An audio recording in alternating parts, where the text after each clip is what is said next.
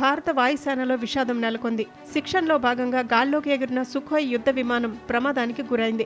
అసోంలోని కర్బీ ఆంగ్లాంగ్ జిల్లా అటవీ ప్రాంతంలో ఈ విమానం కూలిపోయినట్లు వాయుసేన అధికారులు ధృవీకరించారు. ఈ దుర్ఘటనలో విమానంలోని 2 పైలట్లు దుర్మరణం పాలయ్యారు.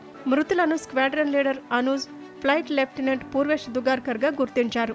గురువారం సాయంత్రం జోర్హట్ ఎయిర్ బేస్ నుంచి సాధారణ శిక్షణ కోసం ఈ ఫైటర్ జెట్ టేకాఫ్ అయింది. అయితే టేకాఫ్ అయిన కొద్దిసేపటికే విమానానికి రాడార్కు మధ్య సంబంధాలు తెగిపోయాయి. అప్రమత్తమైన వాయుసేన వెంటనే గాలింపు చర్యలు చేపట్టింది. సుమారు 60 కిలోమీటర్ల దూరంలోని దట్టమైన అటవీ ప్రాంతంలో విమాన శకలాలు గుర్తించారు. ప్రమాద తీవ్రత దృష్ట్యా పైలట్లు 2 ప్రాణాలు కోల్పోయారు. ఈ ప్రమాదంపై ఇండియన్ ఎయిర్ ఫోర్స్ తీవ్ర దిగ్భ్రాంతి వ్యక్తం చేసింది. మరణించిన పైలట్ల కుటుంబాలకు తమ ప్రగాఢ సానుభూతిని తెలియజేసింది. ఈ కష్టకాలంలో వాయుసేన వారికి అండగా ఉంటుందని ఎక్స్ వేదికగా పేర్కొంది. కాగా ప్రమాదానికి గల కారణాలను విశ్లేషించేందుకు ఉన్నత స్థాయి దర్యాప్తునకు ఆదేశించారు. సాంకేతిక లోపం వల్ల ఈ ప్రమాదం జరిగిందా లేక వాతావరణ పరిస్థితుల కారణమా అన్నది విచారణలో తేలాల్సి ఉంది.